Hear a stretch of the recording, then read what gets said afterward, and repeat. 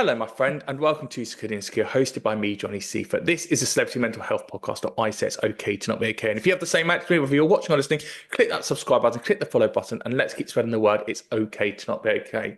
But let me tell you about my guest today. My guest today is one of my favorite authors, and I'm so glad she's on Secure Insecure this week because I haven't just got one book to talk to her about, but I've got two because her book last year and her book this year are just fantastic. And there's so much to digress. But her brand new book, Someone is Lying, is out to buy now. Do go and buy it. Get your pre-orders in on Amazon. The quote, "Your daughter is missing, no one believes you." I mean, look, I'm hook, line, and sink straight in. So without further ado, I'm delighted to welcome to you, Second Insecure. It's Heidi Perks. Hello, Heidi. Yeah, hi, nice to meet you, Johnny. I am so excited to speak to you because when I read your last book, The Whisperer, last year, and it was all about therapy, I was like, yes, great. Mental health is straight there at the forefront. So let's start with that, and then we'll get into Someone is Lying, and we'll look at the mental health Okay. things around it. But I've just got a couple of questions for you about The Whisperer. So it's about therapy. Why therapy for you? Why is that where you wanted to use that setting, as this is a mental health podcast? I just think it's a really interesting dynamic to explore that relationship between the therapist and the clients. And it wasn't particularly one that I've read that many times in books. So that was kind of my starting point was literally what can I do with that dynamic between the therapist and their clients. And I didn't really want to make it a he said she said straight out, a he said she said type book. Is it the husband who's lying or is it the wife? Although there's absolutely massively an element of that at play in it. I kind of wanted to dig into it just a little bit further and see what I could do to actually bring the therapist into that relationship as well. So a lot of my books, their starting points are the relation. It's driven by the relationship between two people. That often comes at the forefront of my ideas, and yeah, that was where that one started. And so it was Maggie Day versus Anna. Those were the two characters. What did you think about that dynamic between the therapist and the patient and your expectations what it should be like? Because when you've had therapy, it's always really interesting because it's never as you imagine as it is on TV screens, is what we presume it would be like. I had to speak to a couple of therapists to just make sure that I was getting it, spot on, really. And the other thing I did was watch. There was a really good American TV series which you might have seen, Couples Therapy. Yeah. I just fell in love with it. I thought it was such a brilliant program, and I really loved the way that as a therapist, she really got into the dynamics of the couple and what they each of them are bringing to this relationship. And a lot of it, like with my book, with The Last Resort, it does go back into of childhoods and how we are all affected by our pasts and our childhoods, and really that's what this couple were bringing to the table, is lots of things from their past. I did speak to a couple of counsellors myself just to get an idea of how they approach, especially sort of in that area of less about marriage therapy but more of that sort of psychodynamic Well, let's think about therapy. psychodynamic therapy as we look to your brand new book, Someone is Lying, which is out to go and buy now. Before we get into the mental health quotes, tell me what the book is about, because if you tell me the story, then I can't get in trouble that I've spoiled too much. As a premise, the book is about a mother called Jess and her daughter Izzy. And Izzy's her only child. It's just the two of them living at home. Jess's husband left, moved back to Canada. I think it was about 10 years ago now, or 8 years ago, I think it was. And so they have a very close relationship. And Izzy's now 17, coming up to 18, but she's got a boyfriend who Jess really does not like. And Izzy wants to go on holiday with him, and Jess sort of has to relent against her better judgment because she knows that Izzy will go anyway. And it's really this, really sort of like the crux of this is Izzy goes missing. Sorry, Izzy goes missing while they're traveling in Lisbon, and because of her age and because of the fact that she's turning 18, she's now classed as an adult, and no one really believes Jess that her daughter is missing. They think that the two have just gone off, that they're doing their own thing, that they don't want to be contacted. And some of Jess's decisions are coming back to haunt her, really, like the fact that she drove them to the airport. Why would you do that if you don't trust your daughter's boyfriend? And so it's very much like looking at that time of a mother's parents' life when they're having to let their child go, and they don't want to, she doesn't want to, for the very solid reason that she doesn't trust this man who's taking her daughter abroad. And so that is the premise of the book. Yeah, there are no spoilers in there, and I can't get in trouble. That's down to you for saying that Izzy has gone missing. We'll leave it at Yeah, that. Izzy's definitely gone missing. Izzy's definitely gone missing. So I'm going to go through a couple of quotes that I found in your book. By the way, I've got to do the public apologies I do each time that your book has been folded up. It's lots of watermarks. It's discolored. I'm It's sorry, it's been but well read. it's been well read. It's been in the jacuzzi, the bath, the shower. It's been everywhere with me, and I absolutely Love loved it. it. So we're going to start with page 180, and just to set the scene, this is about Jess talking about her ex-partner Scott, and she says, Okay. did he tell her the kind of house we live in and what car I drive? Has she already made a judgment about the kind of person I am? I've always cared too much about what people think of me. I play down my house and my car and the money Scott used to make when we were together. I don't tell anyone the amount that up until now has appeared in my account on a monthly basis. So let's think about you, Heidi. When do you feel you've been judged? And when do you feel like you've had to portray Mm. yourself a little bit differently just to keep up the status quo? God, that is such an interesting question. I think we are. I think we're all at risk of being judged and judging a hell of a lot, aren't we? I've got you. I'm automatically want to talk about one of my other books, if you don't mind. With this was like being judged and judging is like very much the premise of my book called The Other Guest, which was the one before the last one that we've just been talking about. And this is about a woman on holiday. She's in a Greek island on holiday, and she's looking at the people. She's people watching of all the people around the pool that she's seeing every day on holiday. And that very much came from that I'm obsessed with watching people. I love people watching. I mean, I'll literally sit in the restaurant with my family and my tension's elsewhere because I'm watching like the dynamics of what's going on. And you form your own opinions of who these people are. And you work out their relationships and you work out, and you judge them. And this story was what happens when you're judging someone and it goes very wrong. So I've always been really intrigued by that. And I think, I make judgments quickly. I will hold up my hands and say that I do that. I will always be willing to listen if, and admit if I'm wrong. But I do make up my mind about people quite quickly. And maybe, I don't know, do we all do that? I don't know. I know I do. And but coming back to you saying, do I feel judged? I guess you do because you people look at you for the car you drive or the house that you live in or what clothes you wear or whatever. I think everybody's always judging everybody else, aren't they? And I'm very, very aware of what I put on social media. I'm really, really conscious of what I put and what I don't put because I do guess I do not want people to judge me. But do you feel like, as an author, right, you've written a book and you know whether a book's good or not, and you can write a book and you'll give your proofs into your editor and you'll have redrafts, etc., and then you deliver it and then it gets published.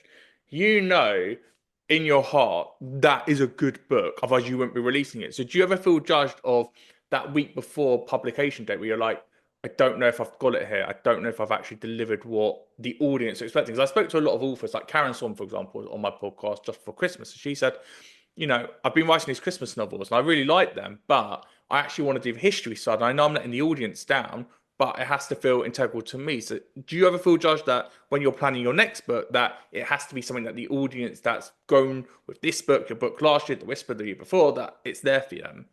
Yeah, you do. I mean, you do. I try not to. I try not to worry too much. If I feel very happy and confident that I've written the book, the best book that I can, by the time it gets out to be published, I try not to worry about that too much. Because by that stage, my agent and my editor and the wider publishing team have all seen it, and I'm getting the feedback from them. And so I kind of know that it's the book that I want to write. But you do like I've taught myself this is book writing book 8 now. This is book 7 that's just about to be published. You kind of teach yourself to, or you learn not to read the negative comments. I'd only say I've started not doing that in the last 2 books. Before then, I would pick them out. I would literally go into Amazon and I would ignore the 4 or 5 stars one, and I would pick out the 1 star ones just to see what those people didn't like about my books.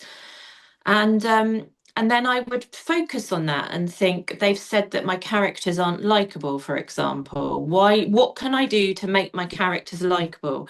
And you're completely focusing on the wrong things when you do that, because we're talking about relatively small amount of readers. We're talking about people who are writing an evocative comment for whatever their reason is. You're never going to reach everybody with your book. Of course you're not. There's going to always be plenty of people that don't like it.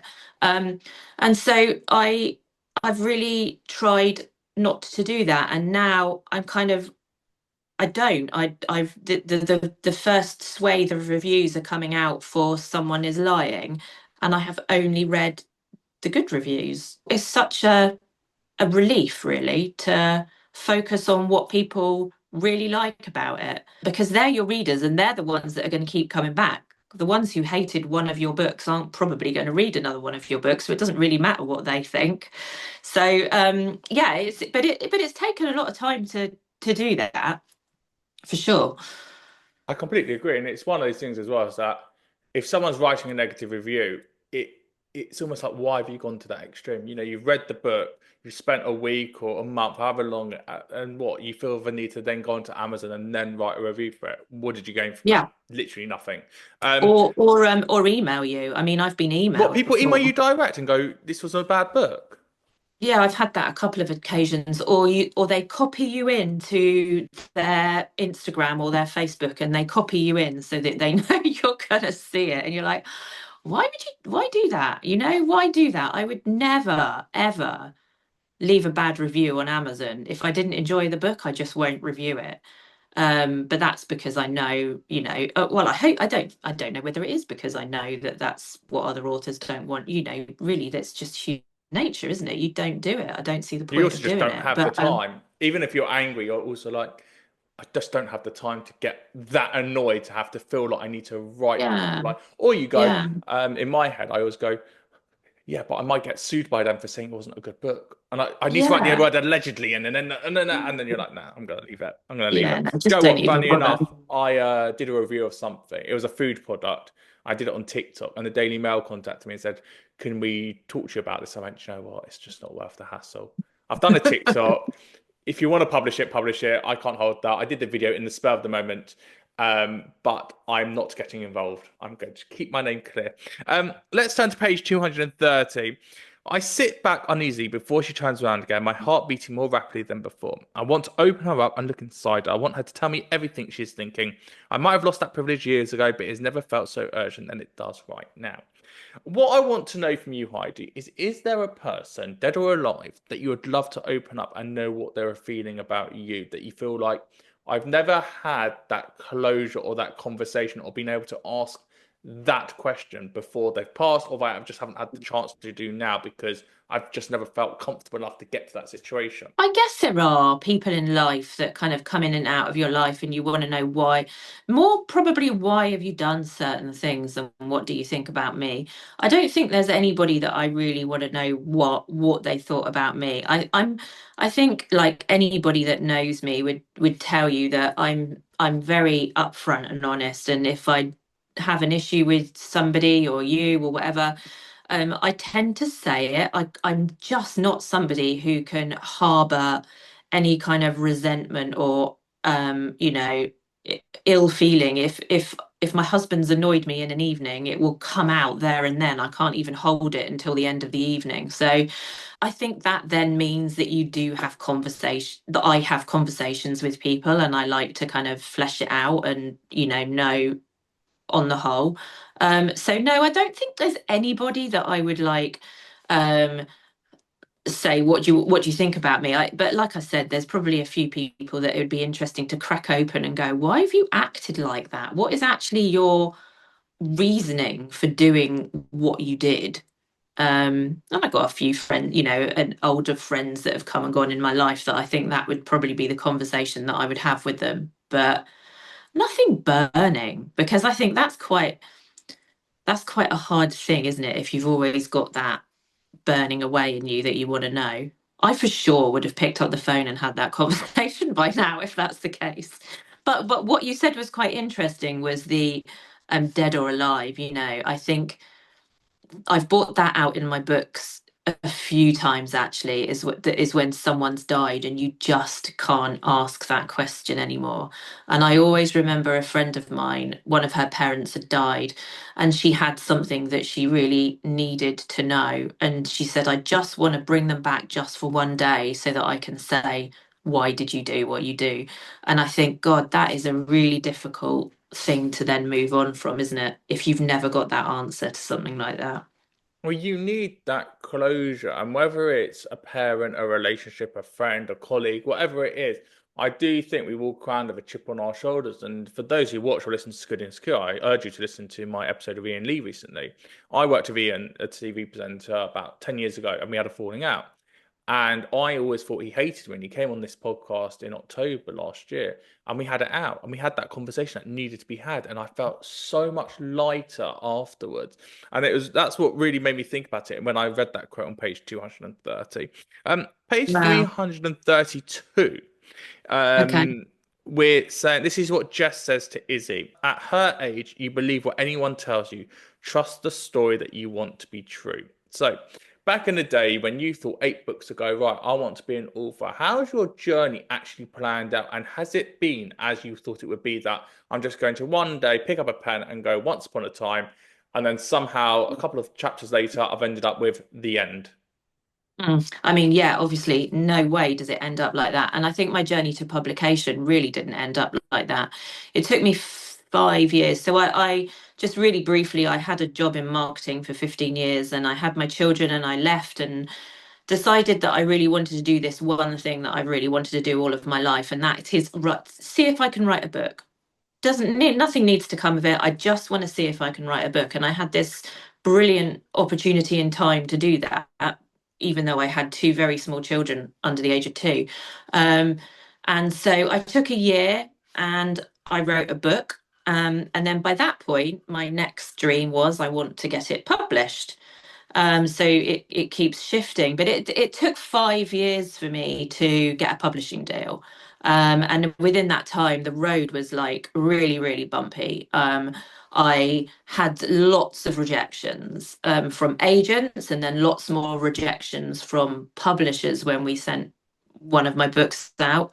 I ended up self-publishing my very first book just because I wanted to see it on the shelf, or it wasn't even on the shelf, sorry, it was only on Amazon at that point. But I just wanted to have a copy of a book, one of my books in my hand.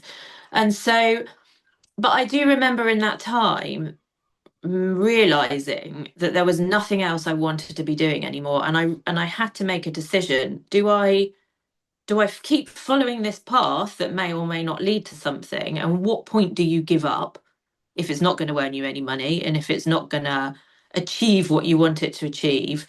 But I couldn't think of anything else I wanted to do. And I really had to keep going with it. And I kind of just really had to believe. And I don't even know whether I really did believe that it was going to go somewhere, but I just knew there was nothing else I wanted to do. I think even now being published, I've been published since 2018, my first book came out. So we're coming up to 7 years. Even now being published, you kind of like your goals shift. And I what I experienced with my very first book out was my first book, Now You See Her, did phenomenally in that it became a Richard and Judy book club pick. It made the Sunday Times bestsellers. It by far has outsold any of my other books. And so I kind of hit this peak and then I had to come down. And that was quite difficult because I've never achieved the level of success that my first book achieved. Why And is that? Is that because it's the first that there's a more marketing plan, it's more exciting, and it's the one that's really your baby that's got your heart and soul into it because that's the one that you're really delivering that story? Or was it kind of a fluke that was the best one for you? I think there was a mixture of things. It was 2018, it was 2 years before lockdown. Lockdown changed a lot. The COVID changed a lot in the publishing world. So it was a very different world back then. I think it had a great package to it. It had a really good hook. It was a debut. people love a debut. Retailers loved a debut, or the journalists love a debut. Why You know, is so that though? Why do they like it? Because one would think you want a book that you've got an author that's got such a history with so many books that they know are going to make sales. And I know that Rich Osman spoke about this on This Is Entertainment podcast recently, that the rather than going to Waterstones, the independents like to have debut authors just because they make more money, or I can't remember the whole shtick. But why is it, do you think, that people like a debut author? Because you don't know I what you're think trusting. no, I think you just like it's that idea of a new voice and something completely different to what anybody's read before. Um, I don't know. I think as soon as you've got a few books, you've got a bit of history with your books behind you, they're always going to be there. And yeah, you're going to have some authors who, of course, that works for. Your people like Lisa Jewell or, um, you know, whoever the big names are, you know what you're buying. You get to a point where you know what you're buying. This is Leanne Moriarty, Lisa Joel, whoever it is. You're always going to get the people waiting for their book because you know exactly what it is and you're a massive fan and okay, they're going to sell themselves. But everybody else in between, I think you kind of fall into that. You kind of fall in between it, and so you have to kind of make every book prove itself because there was no way my next book and every book thereafter was going to automatically get all the slots on the shelves in the supermarkets, um, just because the first one did. You have to, every book I write, they're reselling it in, they're reselling me in. They're having to make sure it gets a spot in Tesco, make sure it gets a spot in Sainsbury's. There's no way it's a done deal. So it's almost like you're starting again with every book. Do Well, you you find are. that do you find that hard that if you've got 8 books in the Heidi Perks repertoire portfolio, and like you say, you've got a Lisa Jewell, or you could have a Jane Fallon, or an Adele Parks, etc. Do you feel that you're having to compete always? That, like you say, you don't feel settled that this could be the last hurrah, or do you think, look, I've got the gift, I know kind of how it works, and I just presume I'm going to keep getting those book deals in? Yeah, I can never presume it. Every time, actually, isn't, you said about being nervous whenever the readers get their hands on it and start reviewing. It's actually, I find it more so when you're waiting for the retailers to take it. Because my books sell the best in supermarkets. So the slots in supermarkets, they're getting smaller and smaller as well. So you are competing. You're competing only in terms of shelf space. You're not competing in terms of readers because readers read and they're not just going to choose one person to read. They're going to read Elisa Joel and then they're going to read someone else and da da da da. So I don't feel in competition in that regard, but you are in competition in terms of space, shelf space, because supermarkets are limited and every Thursday they have a new whole load of books coming out and they have to choose which ones am I going to stock. Um, So or you get to Superbook Day, or I think it's the 15th of September, it was last year, where you right. released like 200 books on the same day because it's all for the Christmas sales. But then, final question for you is, if your book's going on a supermarket shelf, and let's make this more generic so it's not specific to you, but if you go to a supermarket, some books are worth £3, £4, £5. You go on Amazon or you go to a Waterstones, they could be going for £17, £20. How does it change your mental health attitude when you look at your book and you go, how can you only put £3 in that? Like, heart, blood, sweat, and tears went into it. Oh, It should be no, better. that doesn't bother me at all. It's just, if a bookseller's taken it and people are buying it, then that's absolutely great. And even like it's more like if I'm going to get like that, I guess it's more if someone says, "Oh, I've lent your book to everybody in my circle and whatever," and you're thinking, "Oh, great, well that's 10 people that have read it and only one person's probably bought it for 3 quid." But even then, you have to think. But as long as people are reading it and as long as people are enjoying it and they're telling people about my book, then I'm doing what I want to do, and I do, and I feel very lucky. I do have to, going back to what we said, and your dreams change and your goalposts change because you do say, I want to have a book published, then I want to sit on the shelf, then I want to do this, then I want to do that. I think it's human nature really to do that. I have to keep kind of bringing myself back and going, okay, if nothing else changes, I'm really lucky to be doing something that I love. And that's what it all boils down to, really, is that my job, I love it. So, Well, and hopefully that will continue. Well, I hope so too. Heidi, your book, Someone is Someone lying. is Lying, is out to go and buy now. Do go and buy it 'cause I absolutely love this. And please bring out a new book next year. I've loved reading these each year.